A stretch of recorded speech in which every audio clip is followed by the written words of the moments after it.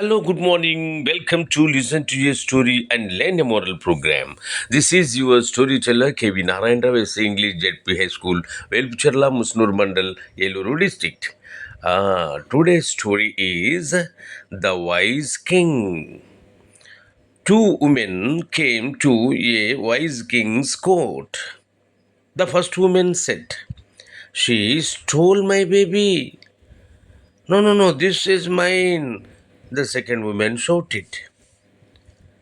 The king said to a god, "Cut the baby into half and give one half to each woman." The second woman said, "I agree." The first woman cried, "Please give my baby to her, but don't harm him." The king gave the baby to the first woman and said, "You are the real mother of the baby, for you can't see him hurt."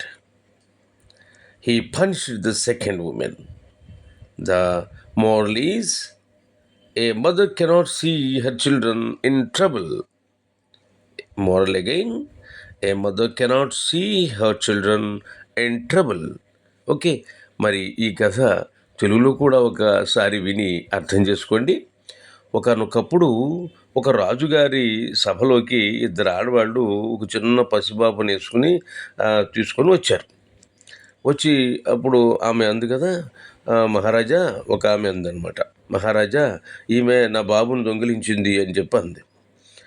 రెండో ఆమె అంది కదా, "లేదు లేదండి, ఆ బాబు నా బాబే" అని అంది. అప్పుడు రాజుగారు ఆ పక్కన ఉన్నటువంటి సైనికుడికి ఏం చెప్పాడంటే, "ఈ పిల్లవాడిని రెండు ముక్కలుగా చేసేసి చెరో ముక్క ఇచ్చి పంపించేసేయి" అన్నారు. దాంతో ఆ రెండో ఆవిడ అంది కదా, నేను ఒప్పుకుంటాను, నాకు ఇష్టమే" అంది.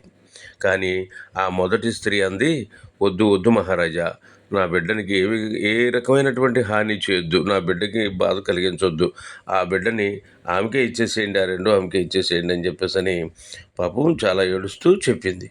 దాంతో ఆ మహారాజు గారికి అసలు తల్లి ఎవరో అర్థమైపోయింది. అర్థమైపోయి ఏం చేశారంటే, ఆ పసిబాబుని మొదటి తల్లికి, అసలైన తల్లికి ఇచ్చేసి ఆ రెండో ఆమెని తగిన రీతిగా శిక్షించడం జరిగిందనమాట.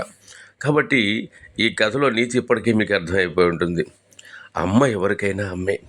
అమ్మ ఎంత గొప్పది అంటే, తన బిడ్డకి చిన్న బాధ కలిగినా ఓర్చుకోలేదు, తట్టుకోలేదన్నమాట.